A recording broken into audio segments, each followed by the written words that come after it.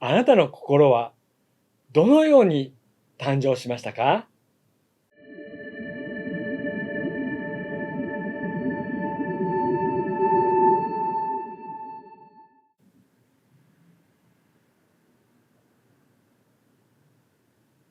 こんにちは。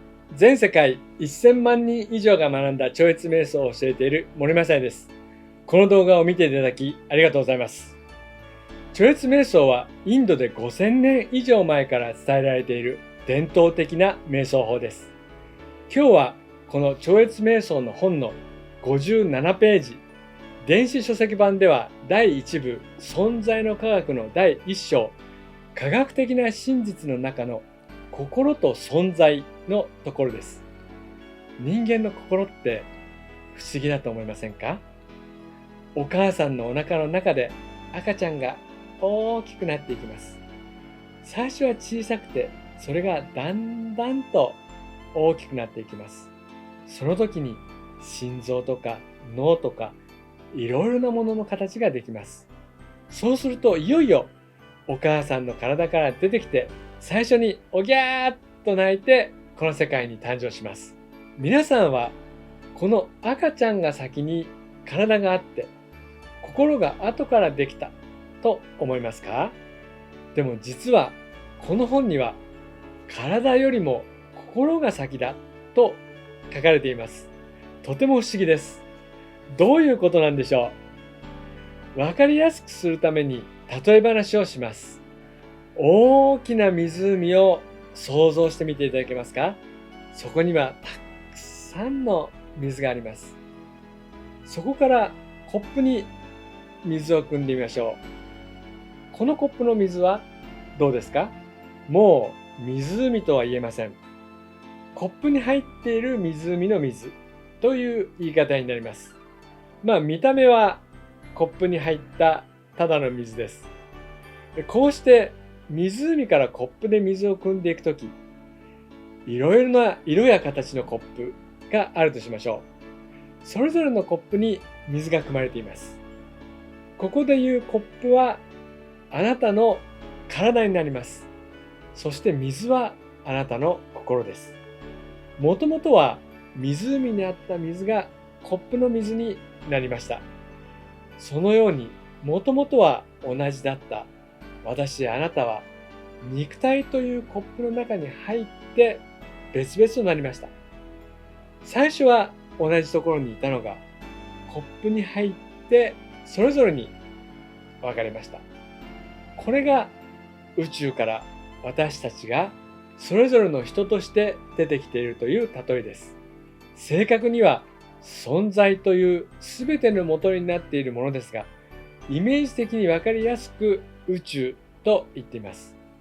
水、すなわち心が先にあって、そこにコップ、これは肉体です。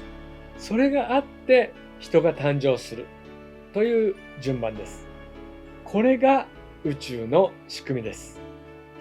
さて、ではここでもう一つ大事なことがあります。今、湖からコップで水を汲みましたよね。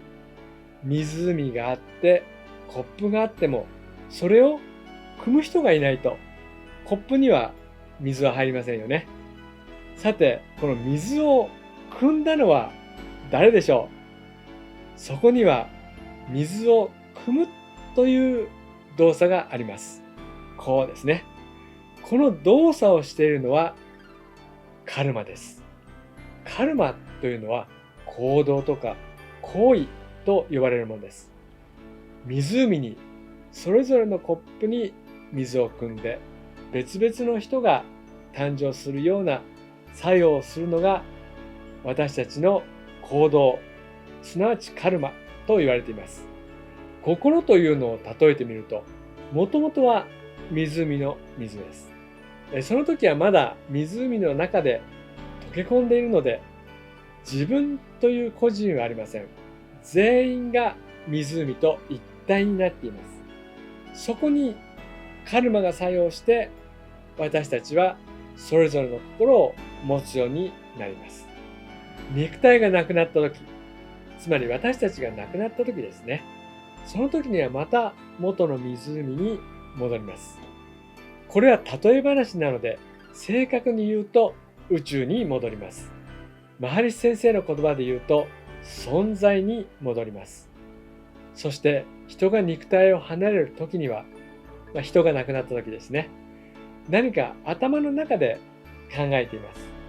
もし生きている時に自分が達成したかったのにできなかったっていうことがあると、それが行動、つまりカルマとして次に生まれる時に引き継がれます。これは輪廻転生を前提としている話です。その残った思いがあるためにまた生まれてくるということになります。これが心の誕生の秘密です。もし肉体を離れる時に何も悔いがない場合、やりたいことをやって幸せいっぱいで何の悩みも不安もない状態ですと、過去の行動の影響がなくなります。そうすると宇宙に溶け込んだ後にはもうカルマの影響は受けないので、そこから生まれてこなくなると言われています。輪廻転生の終わりです。大きな満足と幸福の海に溶け込んで幸せになります。さて、この本の146ページの呼吸と存在の技術というところに書かれているんですが、宇宙が動き出した時にカルマの影響があって心ができます。湖からコップで水を汲み出すように心ができます。ちなみにこの本では存在から心が出てくると書かれています。実際心がどこから出てくるとか、どういう理由で出てきたかということを知っても今の私たちの生活は変わらないと思います。ただこのことを知っていると役に立つこともあるので続けます。実は今日は生まれ変わり、輪廻転生とも言いますが、それについての話です。生まれ変わりを信じない人も一応参考に聞いていただけますか？どういうことかと言いますと、この本の中では過去世で満たされなかった願望が種となってそれぞれの個人が生まれてくると書かれています。私たちそれぞれの個人がありますが、亡くなってしまった時には肉体を離れて宇宙に戻ります。先ほどの例で言えば、コップが壊れてしまった時にコップの中の水は再び湖に戻ります。この時にもしその水にもう一度コップの中の水に戻りたいという願望があれば、それによって再びコップの水となると言われています。この願望があることによって再び出てくるんです。この願望が先ほど言ったカルマのことです。カルマというのは行動ですが、私たちが生きている間には行動します。その行動が十分に満たされなかった時には、そこには願望が残ります。行動した時にそれが満足できないと願望が出てきます。それがきっかけとなって心、魂と言ってもいいのかもしれませんが、もう一度生まれてくるというストーリーです。もし人生を全うして十分に満たされた気持ちだった場合には生まれ変わらないという人もいます。何かやり残したことがあると、それを達成するためにもう一度生まれ変わるという人もいます。それなので、息を引き取る瞬間に良くないことを考えない方がいいという話もあります。その瞬間だけうまくできるというのは難しそうです。達人ならできるのかな？こういうのの達人っているんでしょうかね。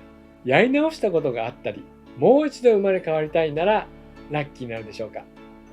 では今日の話のまとめです。心というのはこの体や脳があって、その中にあります。人が亡くなった時には宇宙に戻ります。マハリ先生の言葉で言うと存在に戻りますというふうに言います。またその時に思いがあります。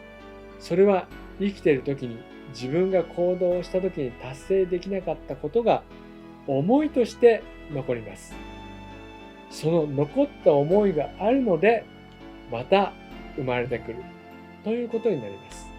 これが心の誕生の秘密です。ちなみにこの本の中では例えとして湖に風が吹いた時に波が立ちますが、その風がカルマ、すなわち行動、そしてその波が私たちの心となっています。そうして湖は存在ということですが、今回の動画は大体のイメージがわかるように少し例えを変えてみました。詳しいことはぜひこの本を読んでいただくことをお勧めします。存在というものと私たちの関係、この世の中の仕組みなどがわかるようになります。はい、今日の動画は以上です。もし今日の話が興味深かったという方は、ぜひいいねやチャンネル登録をよろしくお願いいたします。また、超越瞑想に興味を持たれた方は、あなたのお近くの瞑想センターで行われている無料の説明会にご参加いただければと思います。動画をご視聴いただき感謝いたします。ありがとうございました。